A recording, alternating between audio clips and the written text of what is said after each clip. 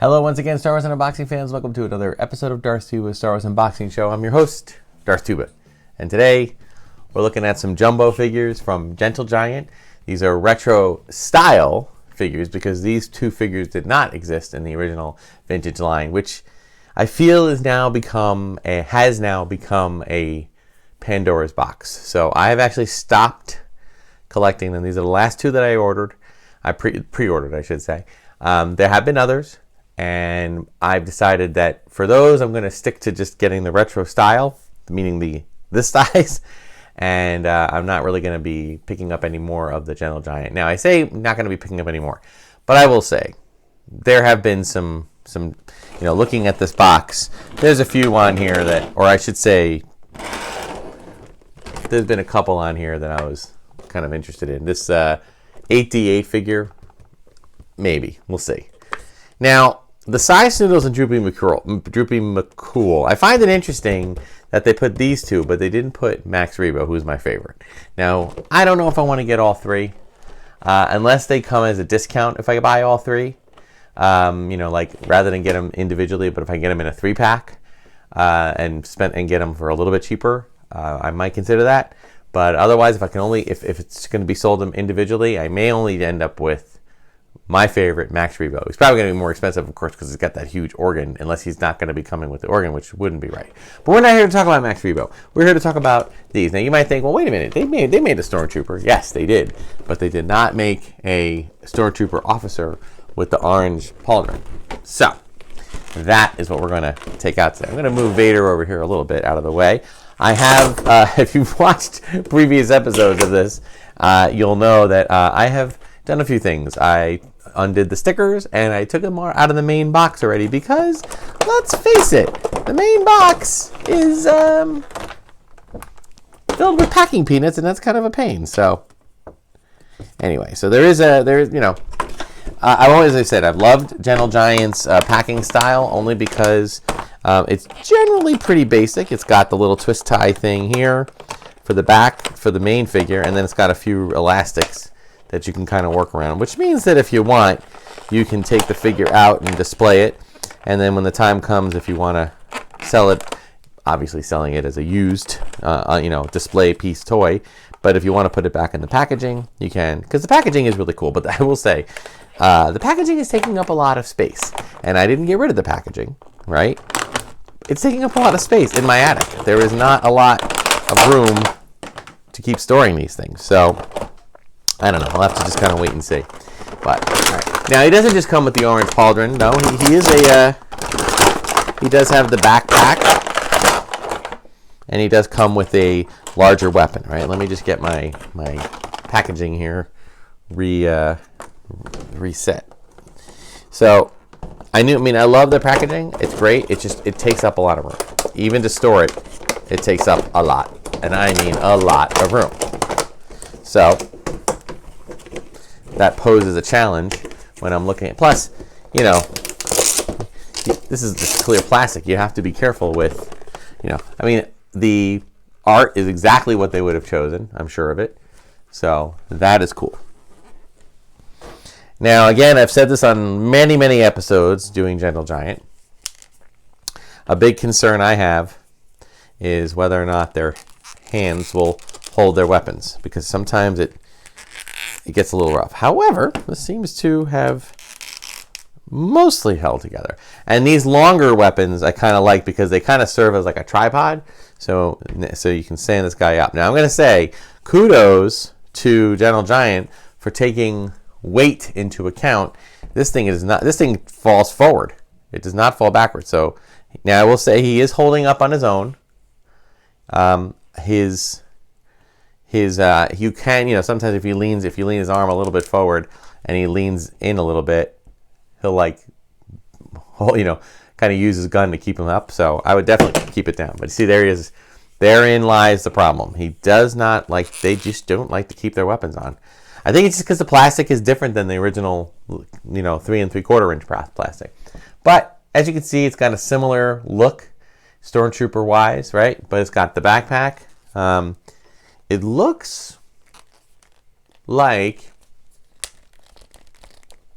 It does have ability to turn its head. Don't drop your weapon.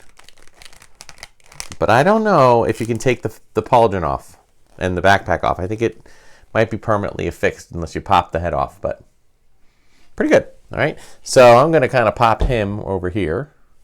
It's interesting that he leans forward. You would have thought for sure he would have fell back.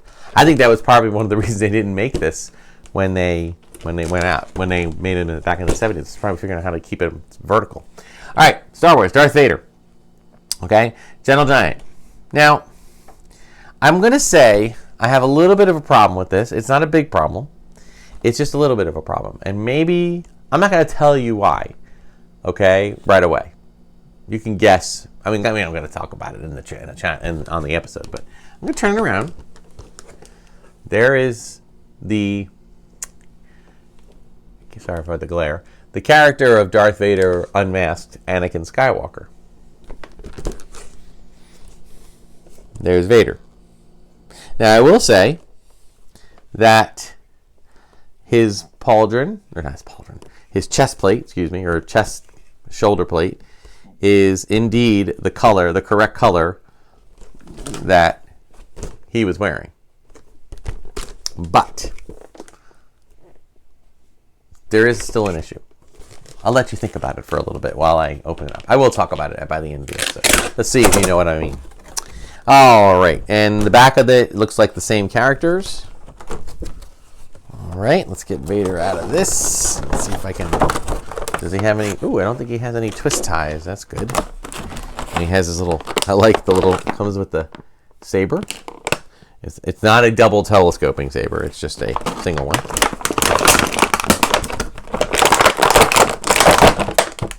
Sorry for the noise.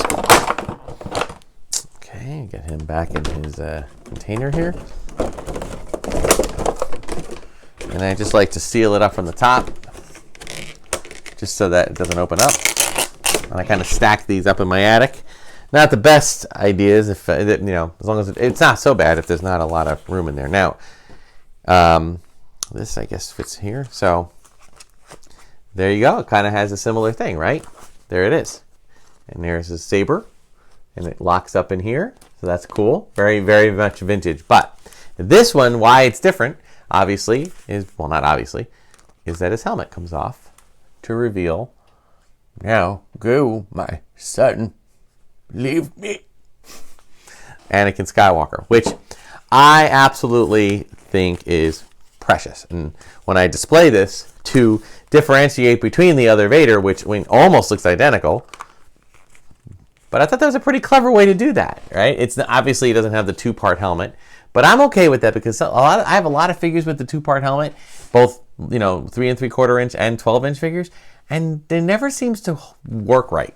So I just think that the plastic needs to be so thin that it becomes very fragile. So they kept his bottom with the the parts of the thing, which I thought was clever, and then this kind of just fits right on top of it. So there you go, right? Okay. So, as far as everything else, it's pretty much a standard Vader. Stands fine. Okay. So, what's the problem? Have you guessed yet? Have you guessed? When I saw Star Wars, I don't recall any scene where Vader removed his helmet. Not even once. That happens in Return of the Jedi. So why is this in a Star Wars box and not in a Return of the Jedi box? Come on, Gentle Giant. You guys are so good at this. I mean, clearly you understand that there is scenes where he does remove his... Heck, you can even call this an Empire Strikes Back one if you just do it from the back, right? Because what's his name walks in, Admiral Piet or Captain Piet, and then you hear a little ping, that little ping sound. Right? So there you go. Another weird thing is that this vinyl cape is a little bit thin, actually, because it seems to be, although it might have just been because it was wrapped in it, in packaging. So, yeah, there you go. But again, these are a lot of fun. They are fantastic figures.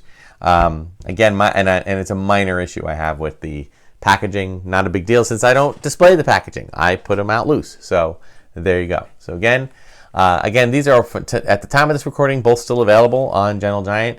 And, you know, it's funny because I think what I'm going to start doing with Gentle Giant, though, is that I'm going to start not pre-ordering the figures anymore. Because I don't think that there's enough of a,